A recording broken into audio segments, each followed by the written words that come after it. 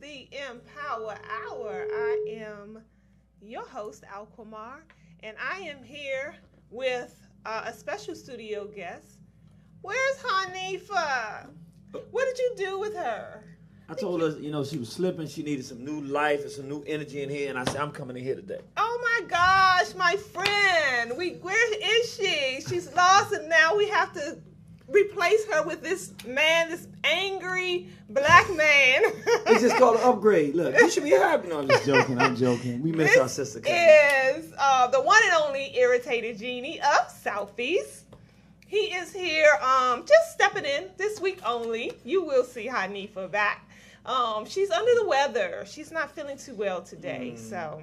Let's put out some energy for our sister. We love you, Hanifa. I know she'll be watching. I know she will. So I can't wait to get her input on the hot topics in the news. That is what we'll be discussing today. Hot topics in the news. All right. Yep. And before we get started, I want to do what we always do here at Everlasting Life Restaurant and Lounge, 9185 Central Avenue in Capitol Heights, Maryland. We are inside of the Elife Media Studio, where you can find a myriad of different things going on right under this one roof. Great tasting, all natural, good for you vegan cuisine, as well as smoothies. My brother here has two. What you doing with two drinks? I got this is like, it's the color of blood, so this sorrel here, you can't get it like this in this area. Then I got your famous, infamous... My peanut butter punch. Y'all understand? I'm not eating no solid food, so this is all I get for the day. Oh, you're fasting again. Yeah, I'm just doing it. I don't even know how long. So as you can see, you could come get some foods if you're fasting, some smoothies, some great tasting smoothies, desserts. We have popcorn, we have alkaline water by the gallon, all kind of great things to eat. And then if you want entertainment, we have that for you too here. Live entertainment.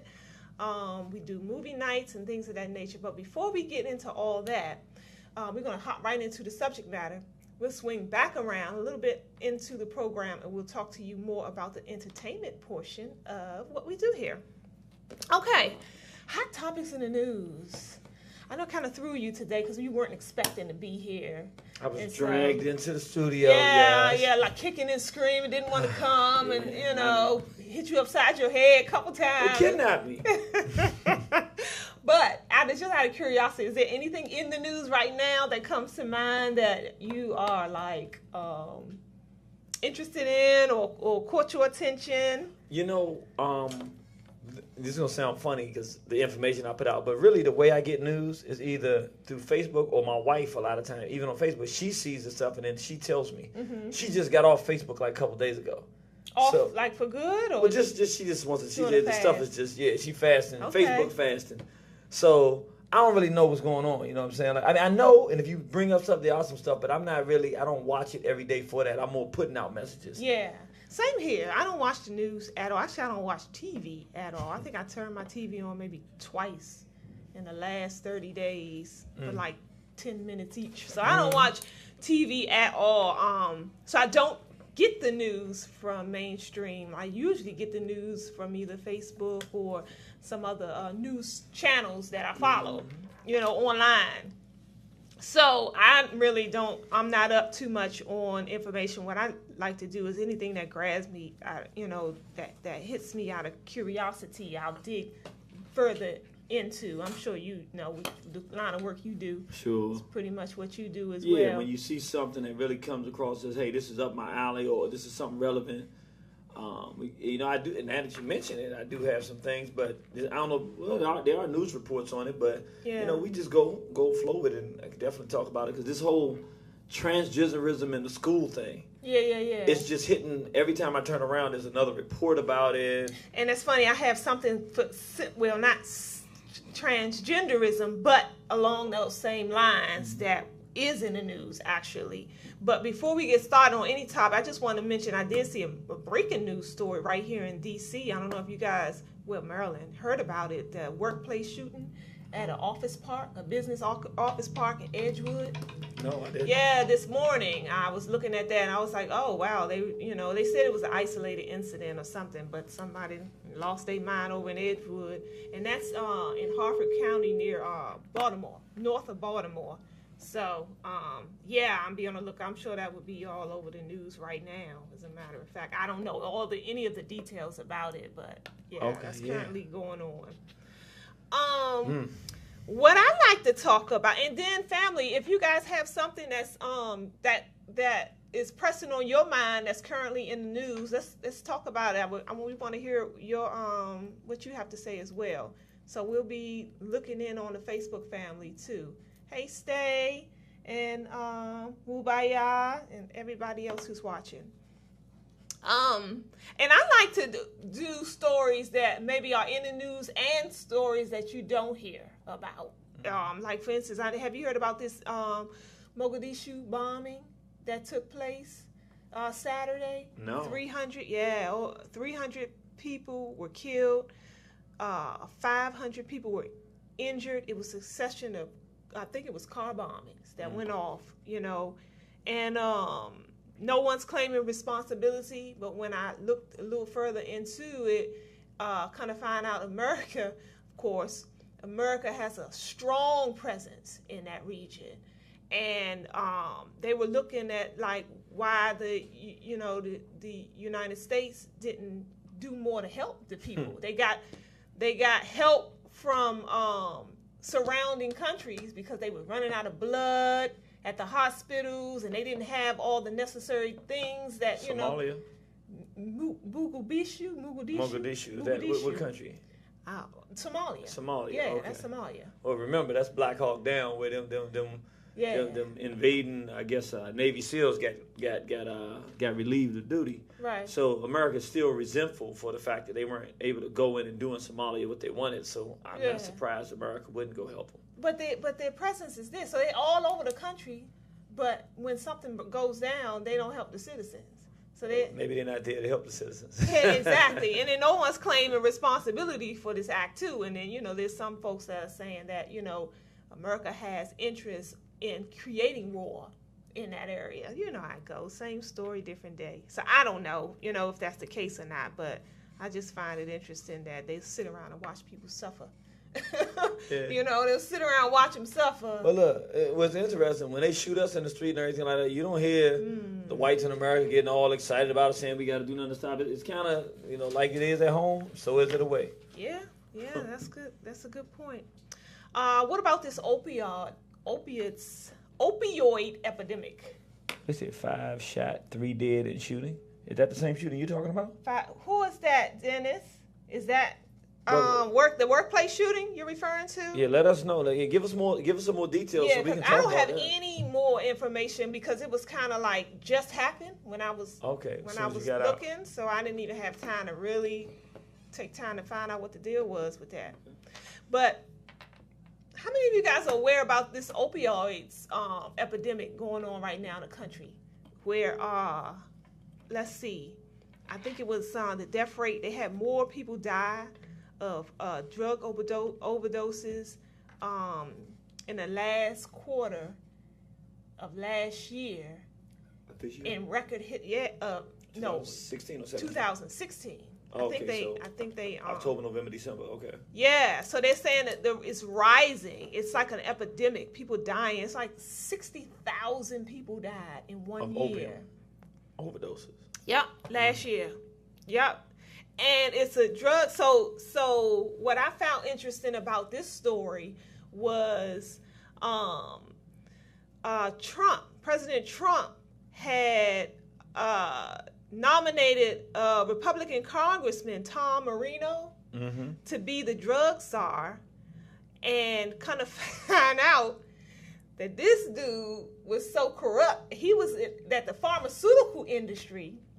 Let me make sure I can get this right. So the pharmaceutical industry was funding his campaign heavily, and in turn, they passed this law last year or something that he drummed up. This Tom Marino guy drummed up the law to make it nearly impossible to stop the illegal funneling of drugs from the pharmaceutical industries into the streets.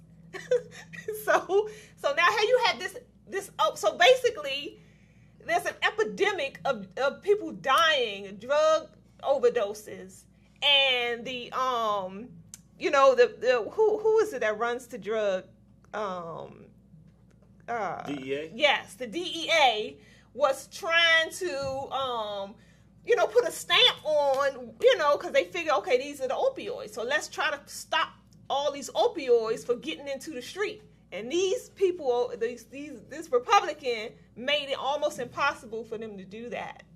And then Trump wants to nominate him as the head of the drug Czar campaign for the country. I'm going to tell you. So much corruption. I'm going to tell you what's so corrupt. Because honestly, to be 100% honest, knowing how corrupt and despicable Hillary Clinton was, with Trump coming in, and this is going to sound crazy to people listening, my hope was that he was just going to be a standard, old-fashioned, good old boy white racist. Our people know we dealing with a racist, right? An issue, but hopefully he wasn't going to be quite as corrupt. But from him appointing the guy that he appointed head of labor, the attorney who, the big-time pedophile who had the island, Jeffrey Epstein. Okay.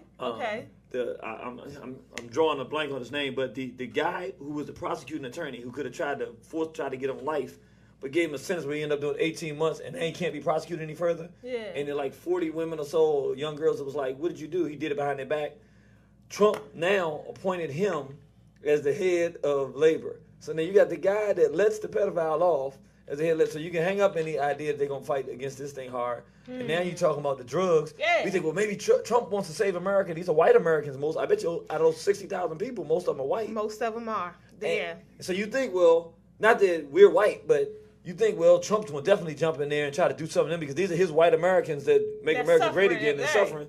Yeah, he's going to appoint somebody that's going to go ahead and make it easier to keep killing them and getting them drugs. So it's like, same old ball game. It's an interesting dynamics going at play right now. Well, let me just tell y'all a little bit more. So actually, as of Tuesday, though, I guess the pressure they put the pressure was on him not to give this guy the job. Okay. So as of Tuesday, Trump announced that the drug czar Marino will withdraw his candidacy. Yeah, so people putting 2 and 2 together. 6 in every 10 overdoses are caused by opioids, and that's including heroin. Death rates for people between the ages of 25 and 44 have risen for virtually every racial and ethnic group and in almost all states, according to the Washington Post analysis. So this epidemic is spreading and it's growing and it's getting larger. But 60,000 people in 1 year gone out of the whole year or was that quarter? In 1 year. Okay, but it's getting worse though. Yeah. So the last quarter of 2016, they have the trend is rising even higher. Wow. Steep. So y'all, be careful. And what they're trying to pass all these laws and trying to, to get a handle on this thing. And one of them is they're attempting to, they're requesting that doctors do not prescribe so many strong painkillers to their patients. Yeah, right. Yeah, so that's one of the things that they recommended. One of the things that people don't realize is that in this medical field, which is really a racket, they've created an industry where the doctors get paid by doing certain things. Mm-hmm. And it doesn't have anything to do with how useful those things are to helping a person. So for instance, when you prescribe certain types of drugs, or when you say that a person has certain types of illnesses, doctors get paid heavily. When they do something that will help you, they don't get paid. And some of them don't get paid hardly anything when they do things to help.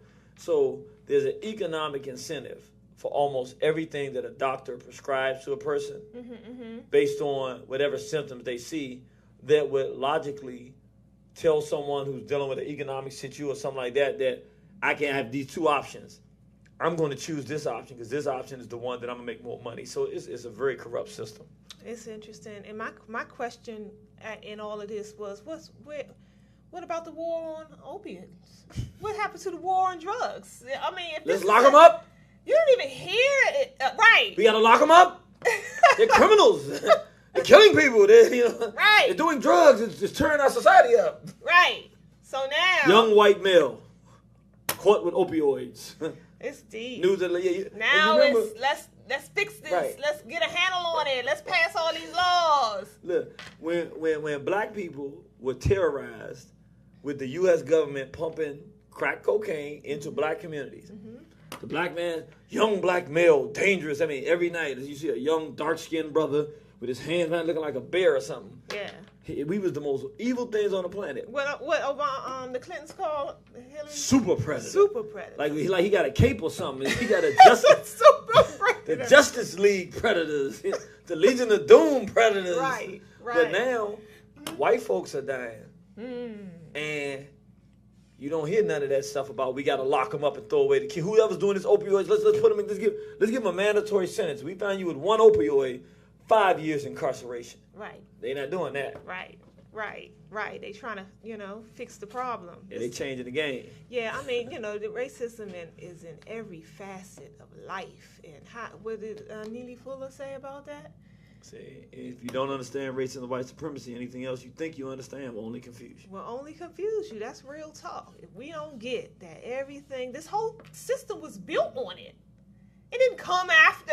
It didn't, you know what I'm saying? It didn't creep in between. It didn't dodge in and out. The whole system that we are in was built on racism and white supremacy.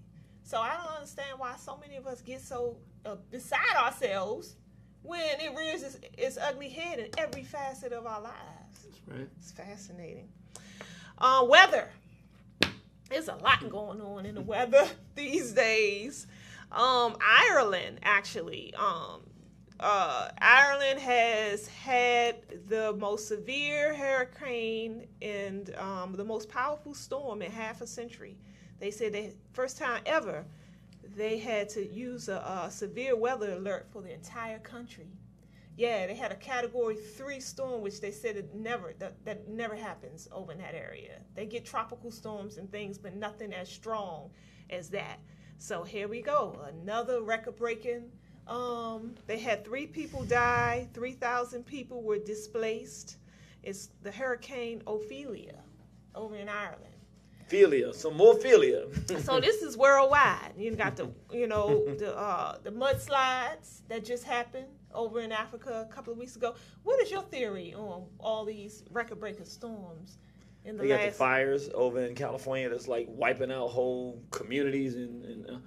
I'm going to be 100% honest.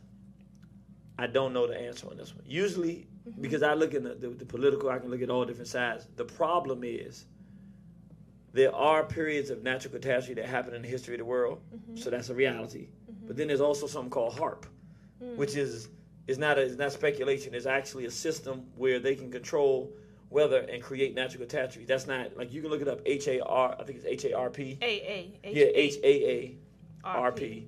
And it's a real actual, they have, I think it's 6 locations around the world or something like that. I mean, it's something you can investigate, and they say, yeah, they can shoot up certain stuff, and they know the science of how to create natural catastrophe. So since I'm not in the room when it happens, I'm really not in a position, and I can't even, right now, I can't determine which of these things are natural and which of these things are being created. So I'm confused. Yeah, I take your similar position. I don't like to have come to concrete conclusions on things that I don't have concrete knowledge about, and understanding about. It's just not what I like to do. So I'm quick to say I don't know, So I do know about HARP. I've had some study around HARP, but then my question, then my mind goes to, okay, so what's the benefit? Okay, so if HARP, which is a lot of us believe, is controlling all of these weather patterns right now, and it's not just here. We forget that these drastic patterns are happening all over the world. So who benefits? Well, here's the thing.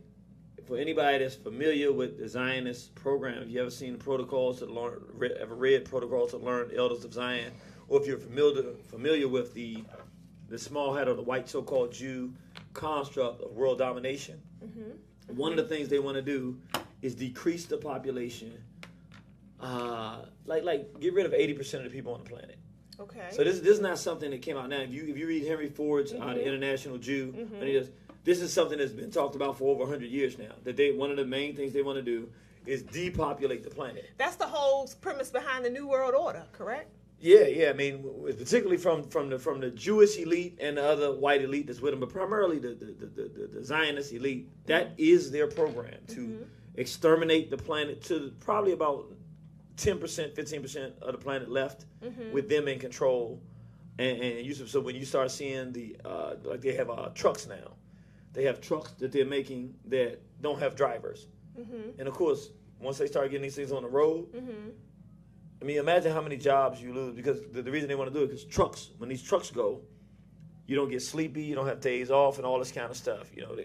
So they're removing the necessity for people to be involved in labor. When you go to the grocery store, we used to all have tellers and somebody like now you got maybe 3 sometimes, but you got a bunch of automated stuff. Right. So they're creating a society that doesn't need people, just needs But machines. wouldn't that just be a natural evolution process, though? What you mean? I mean, moving more towards machinery versus not. I mean, like the computers at one time were huge and bulky, and now they're small. So it's like, isn't that the natural progression, though, of evolution? No, the natural progression is just like what you said. A huge computer became a smaller computer, and now everybody has a computer. We call it a phone. So that's a natural progression, where you make it more usable for people. Right. The natural progression is not to remove the need for people to be involved. But I think the natural progression does that naturally. No. Natural progression, for instance, if you look at any civilization being built, okay, the more stuff you start building, the more people you need to maintain it. Yeah, but if you have now technology that today that you didn't have yesterday, and now today's technology will allow you to not need people to run your grocery store because these people cost money and you got to pay them and da-da-da-da. With this machine, it worked 24/7, 365. It would behoove whoever's owning a grocery store to go with that machine over the person. Yeah, but what you said, the natural progression, no, that's not a natural progression. You have to actually engineer that, because the thing is... Yeah. Right, but I'm saying, no, it's not natural. Like, for instance, the computer, it was humongous. If you were saying the natural progression would be that we wouldn't need people no more, it's the total reverse. Once you got a huge computer like that, and it can do all these great things, now you want more people to have it, so now you have to condense it to a mechanism where more people can have it and use it. So, in other words, you're creating it so there are more people. Because now life is easier and more people can do stuff. They're creating a world where it's the reverse, where you don't have the necessity for people. So now people have to figure out what they can do and where their value is, and then they're giving them drugs, and then all So they're creating a situation where things that people would do that have value, they remove the value in people doing those things. Yeah. But now not providing opportunities for the people to have alternatives of what they can do. And then that's why I say when these things happen, how could it benefit them? Well, if you're trying to depopulate the world, then it benefits you to start having these major catastrophes, because now people are disgruntled. They basically don't have running water. They don't have the basic necessities of civilization. They're used to catastrophes. So now if you bring a catastrophe, it's not much different than the one they with. And when people are in desperate measures, they don't have water, they don't have food, they'll do whatever you tell them to do. Puerto Rico. You can go in there and tell those people right now, whatever you want to tell them to do that they would have never done before, they'll do it. Matter of fact, one thing, just when they had the things, not the recent ones, but in Haiti, back in the early 2000s, they went into Haiti and they were trying to, before that happened, say, we want you to take birth control and this stuff. The people in Haiti said, we don't want no birth control. We don't want this stuff y'all talking about. After that earthquake, they said, okay, the only way we'll give you aid, not the earthquake, after the hurricanes, the only way we'll give you aid if you accept birth control. So, of course, you had people who were, that was in, what's the documentary? My Alpha 21. I heard about that. And so they said, okay, the only way we'll give you aid, the only way we'll give you support if you do that. So if you're trying to destroy people, then this is what happens. It's interesting. It's interesting. I definitely, it's enough evidence out here to conclude that there are some wicked people in high places with a serious plan that a lot of people don't know about. Yeah, that's real talk. And you see them, acting it out, and it's unfortunate that, we aren't fully more aware of what's going on, because then we will have the capacity to stop these plans. Because there's not so many people who understand it, the vast majority of the population do nothing to stop it, because that's why unity is so important, because there's strength in numbers and we have the power if we come to band together. But it's unfortunate. It's a lot going on. So California wildfires. What I found today, they were attempting to spread this rumor that that this Latino guy actually started these wildfires in California. Fox News picked it up. Another right-wing station picked it up, and they were running with it. And the chief of the fire department put a start. He came out, did a press release, and like, I'm not gonna let y'all do that. No, this man, he was in the woods or something, single man, and he tried to start a fire because it was cold. He was cold. And they tried to say that he was an arson, but they found him with a fire extinguisher or something. And basically, the story didn't pan out when they interviewed him, took him and interviewed him and all that, and kind of found out he was telling the truth. Because they were first looking at, because they still don't know. They still don't know how these fires actually got their start. But they were originally looking at the PG&E, the largest electric company in California, because they said around the same time the fire started, the citizens were hearing these explosives go off. The panels, what do you call those things? That the electrical panel things, the grids, the blowing up, and then they had some power lines that were coming down. It was high winds at that time, and then that's around the same time the fires got started. So they trying to pinpoint it on the electric company, but they staying and they not sure. And all of a sudden, this man came up and they was like, "It's him! Get him! Get all the Mexicans! Get them out of here! They're starting fires. It's crazy." They have a more likely chance of white folk getting put out of California than Mexicans. So you can hang that one up. Yeah, but that is out. They have it was 41 people died in these wildfires so far. 88 people are unaccounted for. 5,700 homes charred.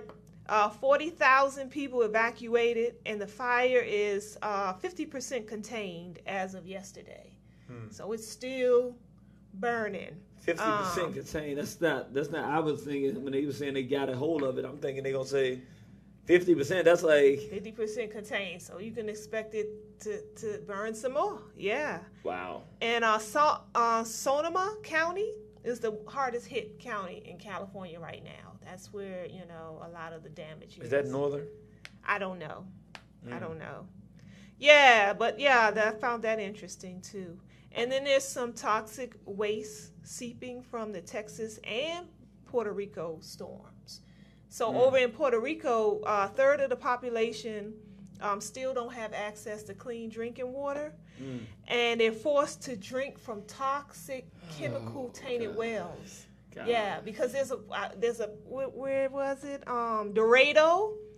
I don't know where that is, but Dorado in Puerto Rico, the EPA listed them as one of the toxic water sites, but the people don't have anywhere else to go. They don't have no other water to use, so they're drinking toxic water over there. And Harvey, they found also finding toxic water from the storm over in Texas as well, but it's bad in Puerto Rico. Wow. And in Hurricane Harvey, yesterday, they just drained all of the flood water out of the reservoirs. All the flood water as of yesterday, it's been 7 weeks, have finally been drained. So I guess, they're right now going through the whole process of reconstruction. But yeah, those some of the things in the news right now pertaining to the weather and all these interesting dynamics going on right now. Let's see. Trump in the news. Trump, your man. Trump's your man. I ain't right. Donald T. 45. What's up? He stay in the news. Man, for me, the stuff, in the beginning, it looked like there was something new and something fresh and different. Not that it was good, but here you got more of a wolf type that you don't really have to convince black folks that he don't like black folk. Nothing you can really say. He just looked like the standard Ronald Reagan racist white guy. So black folks are halfway conscious just because he's in office. So that was a good part of it. Yeah. But I thought that he would kind of go slightly different than the normal direction that most of them have gone, only because he got in through a different type of mechanism. Mm-hmm. He wasn't your standard political figure who's been around for years. This guy wasn't an actor like Reagan. This guy that got into politics, he's an entertainer and a businessman. Mm-hmm. He's a businessman more than anything. And he gets into the White House, and you kind of think maybe something different will happen on some level. Mm-hmm. And but more than anything, he's tweeting stuff, and anything he's tweeting, I've never seen media, that's why I can't even watch news at all, be so immature and juvenile. Like, first of all, I wouldn't say that you shouldn't tweet or be on modern because it's a new age of communication, so I won't say that. Right. For a president to do it, you could question that. But some of the stuff he does say is immature. But the way that the media jumps on the stuff and then exacerbates it and makes it like it's real news. Flames the fire. Like it's news. Like, you got people dying in Puerto Rico, but you're more likely to hear a story about something Trump tweeted than... And then, like, why is he commenting on NFL football players? It's just so juvenile to me. I mean, you're president of the United States. This is an entertainment game. You have nothing to do with that. It doesn't make sense to me. Right. It seems like it's... Yeah. I'm with you. Not, it's hard to take them seriously. Yeah, and the unfortunate part in all that, I think, is that what happens is the people, the masses of the people pick them stories up and they too run with them. And so that becomes what's on the forefront of our minds as well, is what Donald Trump has said today. And we lose sight of all the other things that are affecting our lives. These things around the world and other things in this country affect our lives drastically, but we're not tuned in onto them because we're focused so much on what the mainstream news is feeding us. Yeah, and I mean, honestly, that's why I stopped watching some years ago. Mm-hmm. It's really it's the same generically irrelevant stories run over and over again. I agree. But even when they give you a story that would be relevant, like Mogadishu, they don't give you the meat of it and the heart of it to understand what's going on, who the good guys are, who the bad guys are. And there's a lot of incredible things that are going on in the world right now that we should be talking about. Right. But you're not going to hear them from the mainstream media. I don't even take the news the way it's given now, mainstream media. Yeah. I have to agree with Donald Trump on one thing. They are, what do you call them? Donald Trump. He called them fake news. Oh, yeah. They really are fake news. CNN and this stuff is not real. Right. I agree. Yeah, I agree. I get frustrated. That's why I can't watch it either, because it's like when you understand and you have one of your DVDs goes into all this that you created. When you understand the behind the scenes, the behind the workings of how they manipulate your mind through, you know what I'm saying? Entertainment, fighting the poltergeist. The news as well. So I can see it. I can watch them and I can hear what they're saying in the news bobblehead. That's one thing to know, is that all of them are saying the exact same thing. It's like, you know what I'm saying? You've been hoodwinked when you can turn on every channel and everybody's saying the exact same thing. Right. If it's actually objective, how is it that each network comes to the same conclusion about every single issue? That doesn't make any sense at all. I can't watch because I get frustrated. It's like, you're trying to take me for a fool here. And insult my intelligence. Right, how does each station find the same thing should be what they should be talking about? That's my point. It makes no sense. That's my point. Exactly. And no matter which hour of news you watch on a channel, they're going to be rerunning the same ideas over and over again. Over and over again. It's damaging to the mind. It really is. So I don't even take time to let them damage my mind. But I'm going to talk to you a little bit more about what's going on here at Everlasting Life. Again, if you're just tuning in, I'm here with the Irritated Genie of Southeast. I am Al Kumar. Hanifa, my co-host Hanifa, is under the weather today, so she's not with us, but she will be back next week. Dinner and a movie. So each and every Friday night from 7 to 9 p.m., you can come right here at Everlasting Life, 9185 Central Avenue in Capitol Heights, Maryland, right next door to the Fitness for Less. The old Hampton Mall Shopping Center is where you'll find us. We take a new documentary, a different, I should say, documentary, and we air it. It's always free. And we follow that documentary up with a discussion. It's always a lively, interesting discussion. This Friday, we will be airing Vaxxed. That's VAXXED. This documentary goes into the whole conspiracy behind immunizations, and how... Oh, it's so much out here, family, that we have no clue about. And that's what I mean. And when we don't have the information, we get caught up. We get caught up, and a lot of us die. We out here dying and suffering and things when we don't even have to, because we aren't privy to the information. So come get the information about these immunization shots. And it's a lot that you should know, as opposed to just allowing your children to be shot up with, do you even know what's in them? What is in these shots that you allow these doctors to put in your newborn infant baby? And so, yeah, come get this information. That's this Friday, Dinner and a Movie, here at Everlasting Life from 7 to 9 p.m.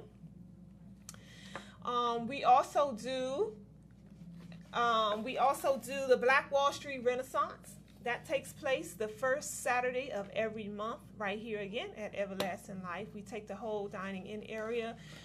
We fill it with small business owners, and they bring you all their wares and their all kind of different things for sale. And so it becomes like a huge bazaar. We have special guests to come through and to grace us. Last month we did a workshop on crystals, the healing of crystals, how to use crystal stones to heal your body. Next month, we'll be doing a holistic clinic. So we'll have a lot of different people to come out, and they specialize in different genres in the holistic health field, and they're going to be educating you guys on a lot of different things. So come on out again. That's the Black Wall Street Renaissance. Each and every first Saturday of the month from 12 to 6 p.m. You can find us right here. Again, it's always free. What else I have for you? Deja Vu Thursdays at Evolve Restaurant and Lounge. Everlasting Life is one restaurant out of 3. Evolve is another over at in Tacoma Park section of Washington, D.C. They do a buy one, get one free rail cocktail each and every Thursday from 5 to 9 p.m. So go on over and check them out at 341 Cedar Street Northwest for that. Half-price appetizers as well before 7 p.m. Same great tasting food, good for you food on the other side of town. Oh, I wanted to also mention, I'm going to let you talk about what you have got going on, but I wanted to mention this sister. I always meet interesting people to come through the door here at Everlasting Life. And you guys know I do sell fashion jewelry myself, but I love supporting other sisters who do.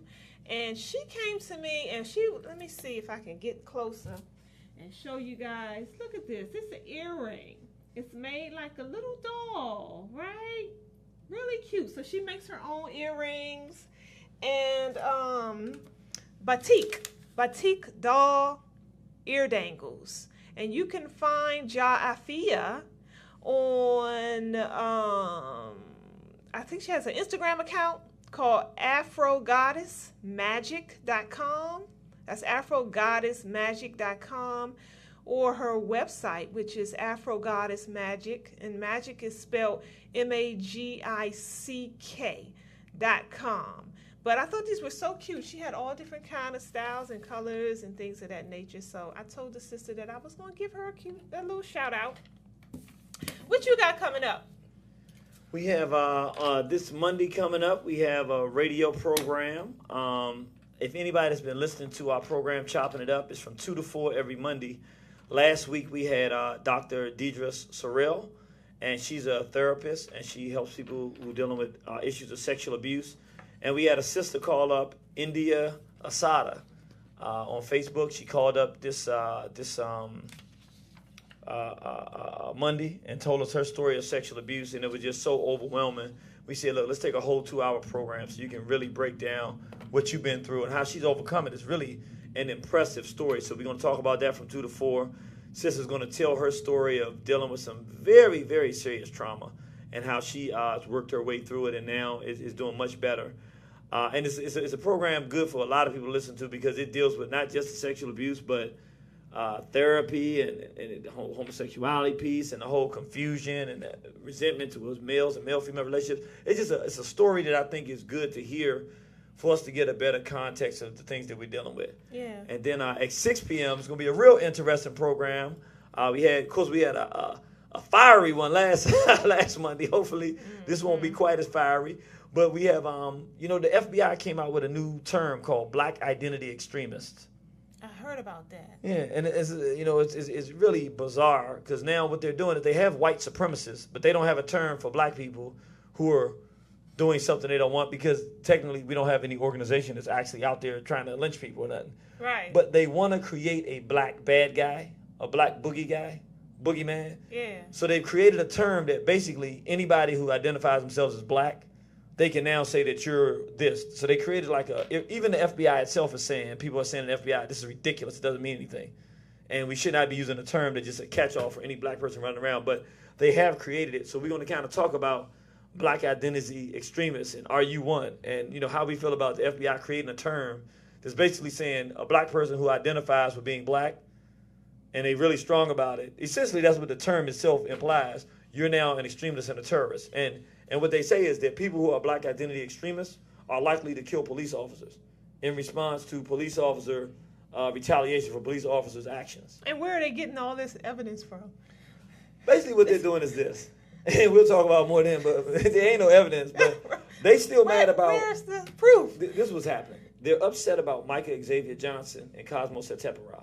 Those are the two brothers that went out, shot one of them, Micah Xavier Johnson, shot those police in Dallas after they murdered Philando Castile and Alton Sterling 2 days in a row. That third day, that brother went out there and shot some police officers, and he got killed in that. And then Cosmo Satepara went to Baton Rouge a week later, 10 days later, and started shooting police, and he got killed. Well, they want to do something because here's the funny part.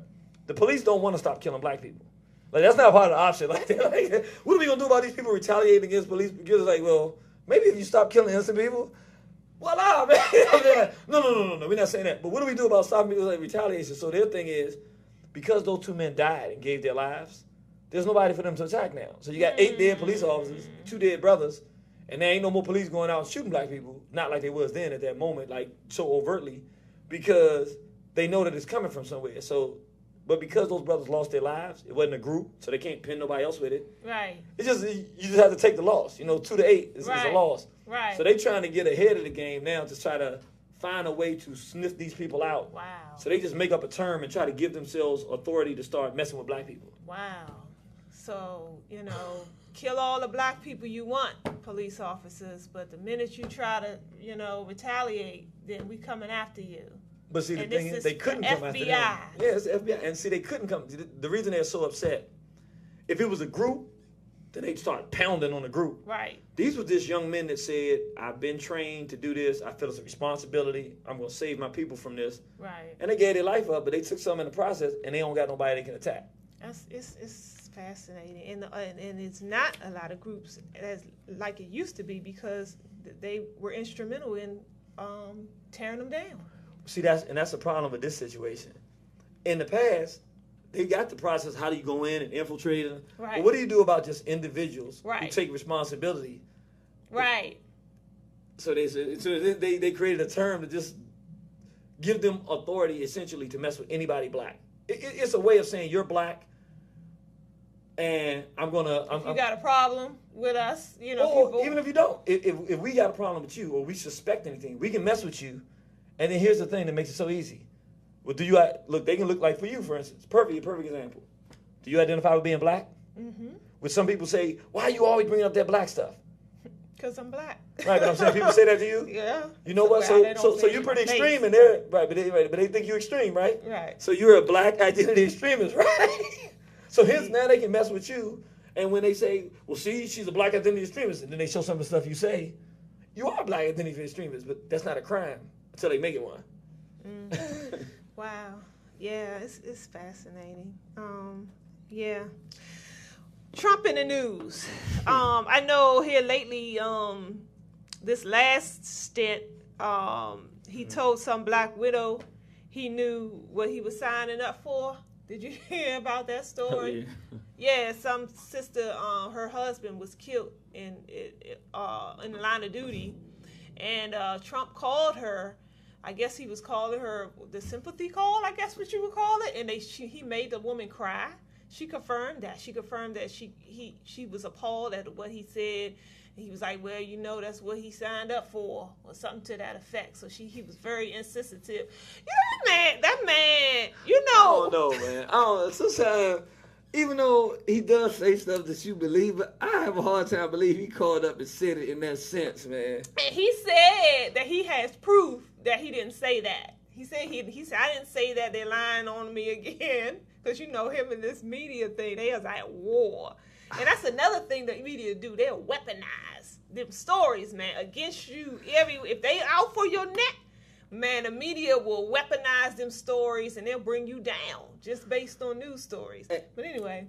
And again, I don't want to be insensitive. So it was an actual black woman that said? It was a black woman, yeah, okay. And her husband. This is what I'm going to say. Don't misunderstand me. I'm no fan of Trump whatsoever. Right. Okay, I mean, anybody that says he's racist, I'm not going to argue with you. Right. But some of the stuff they accuse him of, when I see what really happened, I be like, y'all really stretching this thing. The media. Yeah, like the Colin Kaepernick thing. Okay, I don't buy it.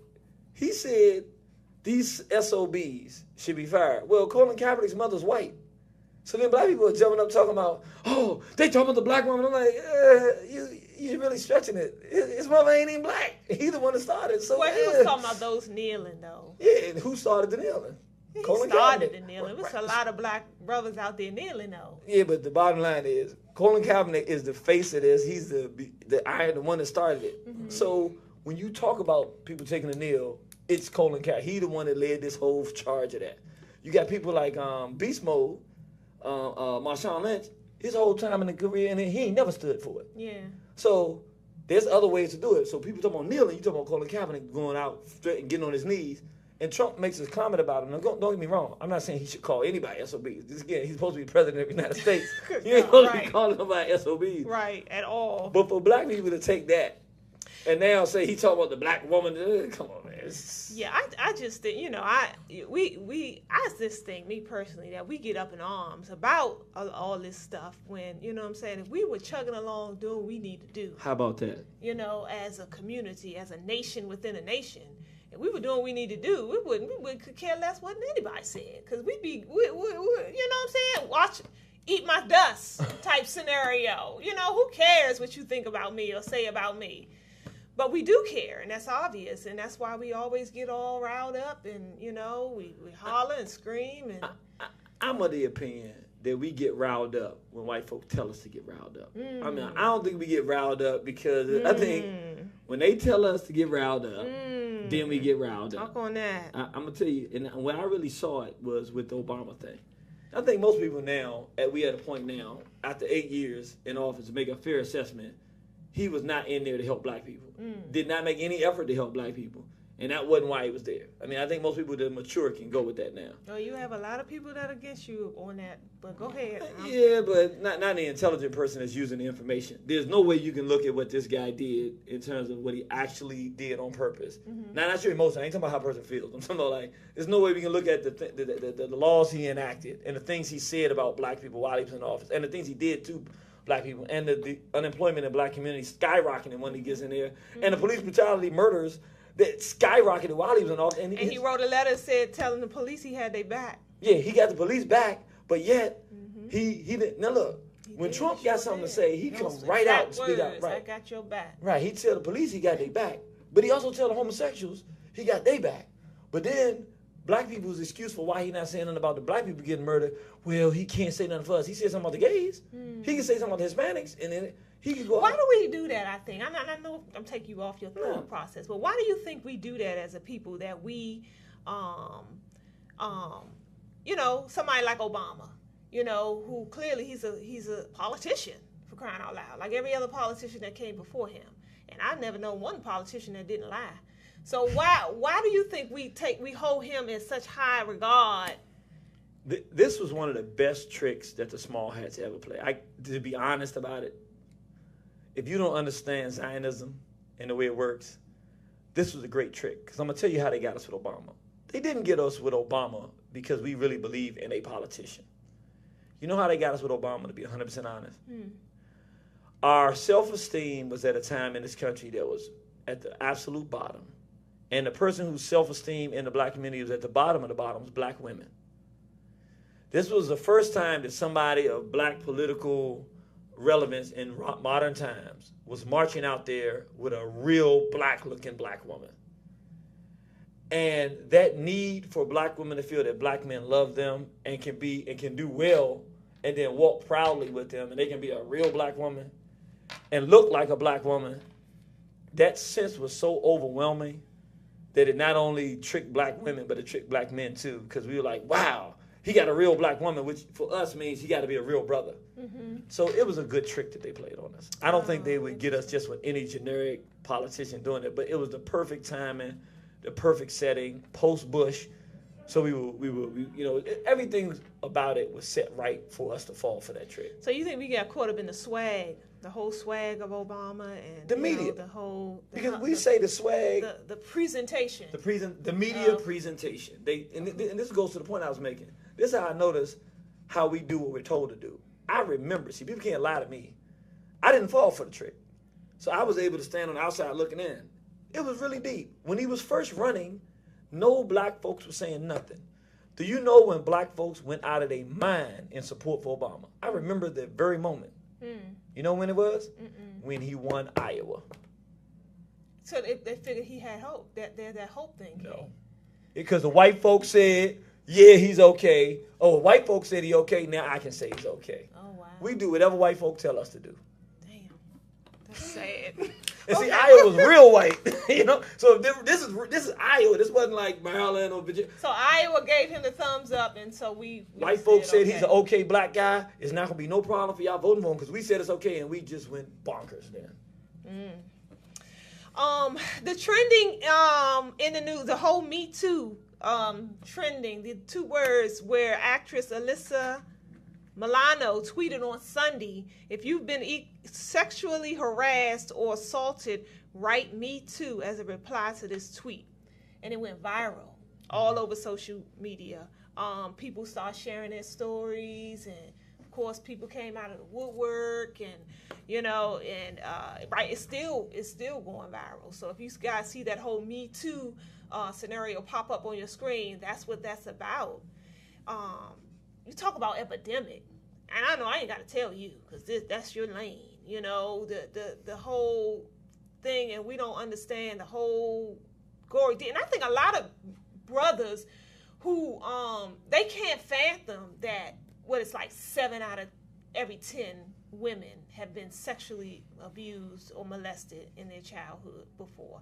Not until the brother becomes aware of sexual abuse and start talking, then he'd be like, man, all the women I dealt with. Like what's happening now is once it's brought up, brothers are starting to see it more because they know to look for it or talk about it. And then you almost can't talk to no woman. I mean, it's crazy. Yeah, it's like an epidemic that we don't even talk about. We sweep under the rug. It's fact, and then it's so devastating to our communities in so many different ways, and we don't even want to talk about it. And it's going from bad to worse.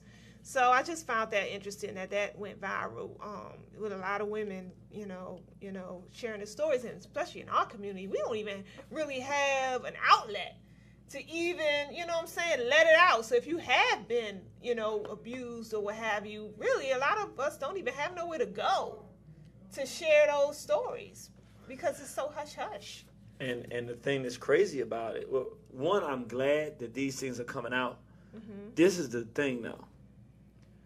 This is where the energy is right for people to start dealing with it. But if I'm not mistaken, what the media does is very, very interesting. So now people are talking about this, and they also starting to talk about Corey Feldman and other people in the media who've talked about the sexual abuse. Mm-hmm. So here's what I would predict the media is going to try to do. Mm-hmm.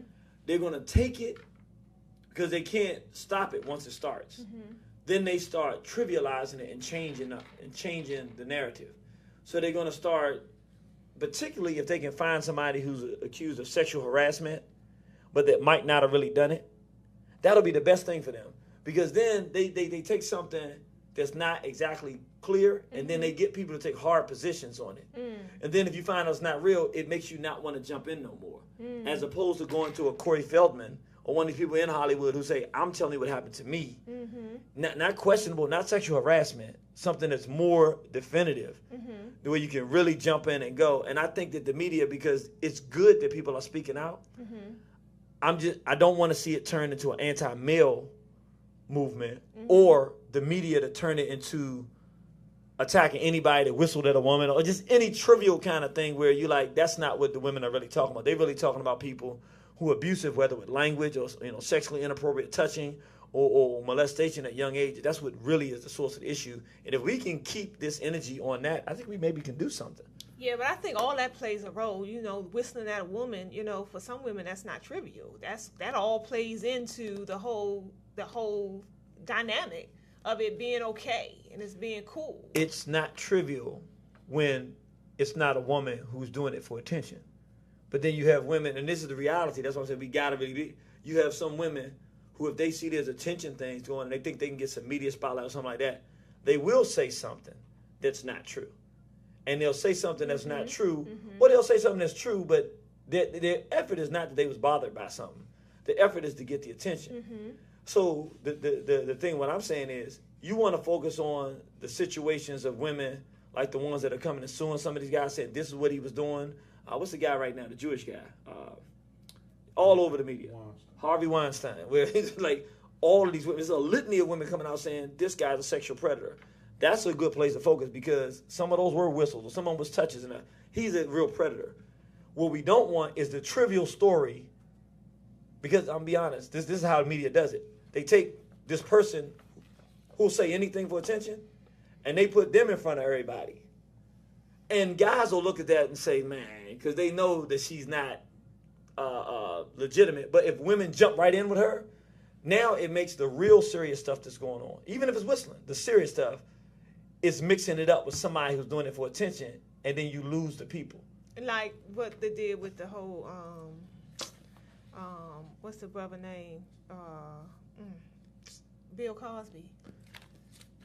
There were some legitimate claims, and then there was some people looking for some attention. And there's some people looking for attention, trying to get some money. Okay, so we don't have zero time left, but I do have two other things I wanted to mention before we jumped off. The NFL, in NFL news, league is considering a new rule that will require all players to stand for the national anthem. I find that fascinating, that they can actually make people do something they don't want to do, like force you to do something like that. I just find it fascinating that people can control your body in that way. But they are owners. So NFL is losing fans while all other sports teams remain steady. A Gallup poll is showing that. So now a lot of where the owners were kind of in the middle or playing, you know what I'm saying, staying out of it. Now they're being more forceful with their players, to attempting to force them to stand, because they're losing money. They're losing money for this boycott thing on both sides.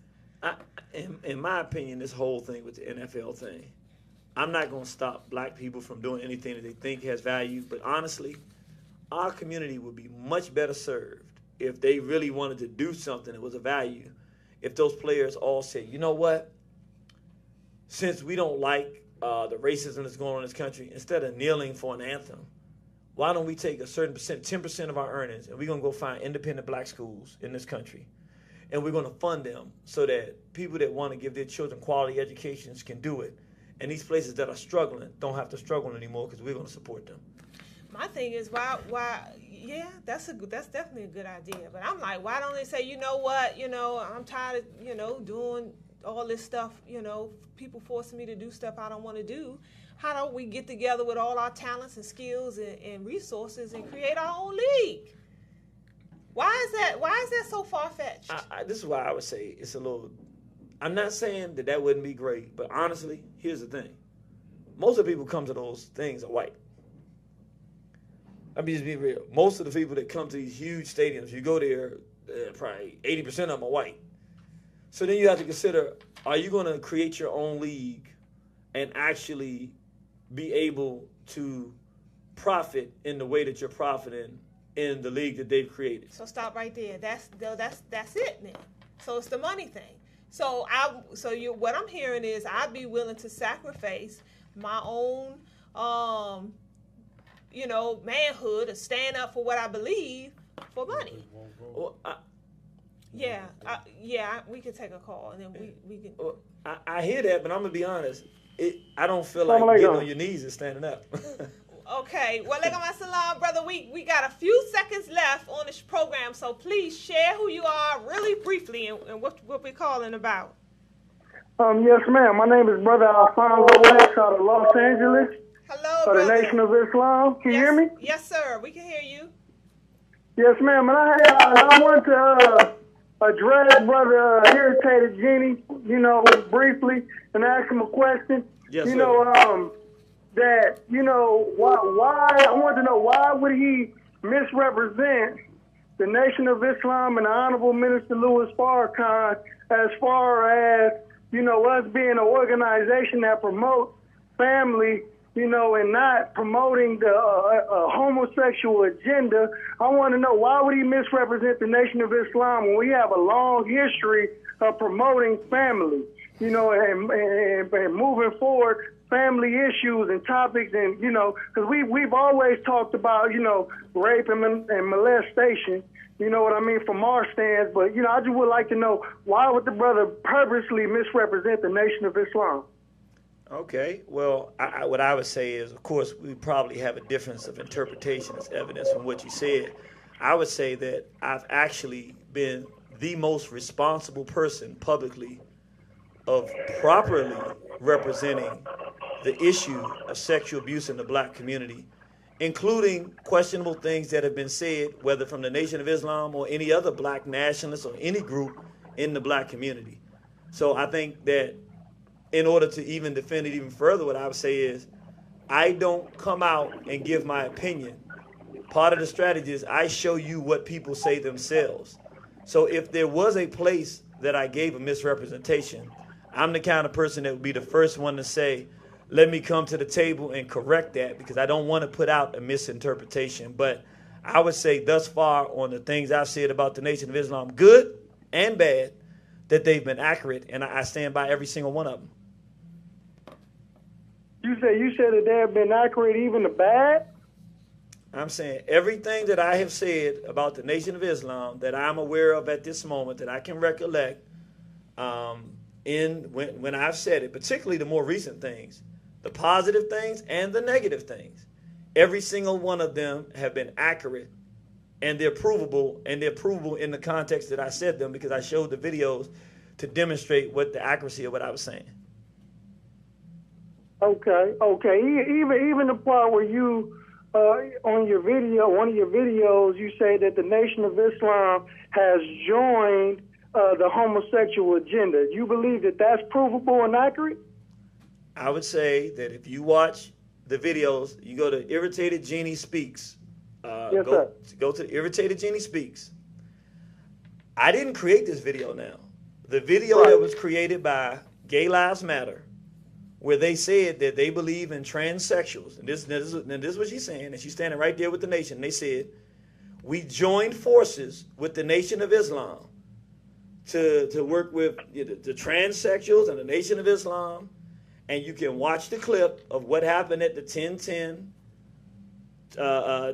2015 March, and you can see an open declaration of support for homosexuality to where even, another clip you can watch, a open homosexual bishop at 10/10/2015 gave libations saying we thank our LGBT ancestors. So that by itself, giving a platform to a homosexual who states that they are homosexual and allowing them to wear kente cloth and do a libation to begin this thing of the march, and you giving them a platform as the Nation of Islam because it was your march, that is an endorsement for that behavior. Yes, sir. Well, you know, I would like to make something clear. You know, in the Nation of Islam, you know, we don't do libations. You know, but if that's what other people do, then we would allow them to be themselves. We don't have a monopoly on how people carry out their own traditions. That was their tradition, although it was our march. Don't necessarily mean that we are in support of people's freedom and what they do as far as, you know, libations and things. But you never heard the Honorable Minister Louis Farrakhan or any member that stood up and spoke on the stage that day that's in the Nation of Islam say that we support lesbianism, we support homosexuality. No, we say we support those people. You know, because we love our people. We are in love with our people. We don't condemn our people, but we condemn the sin. You know what I mean? So I think there's a major difference, and I think there's a misunderstanding, you know, as far as that goes, that we're not in support of any wickedness, because if we are in support of any type of wickedness, then that will make us hypocrites. You know, and that will make the Honorable Minister Louis Farrakhan a hypocrite if he's in support of any kind of wickedness. No, we preach against the act, but we love the people. We love the person, but we teach against the sin. You know, so I mean, we can sit down or something and come to some type of understanding, because there's a lot of misunderstanding, and I believe if you make an error in public, you should be corrected in public. And, you know, I don't know you personally, you know, I'm pretty sure you are a sincere and beautiful brother.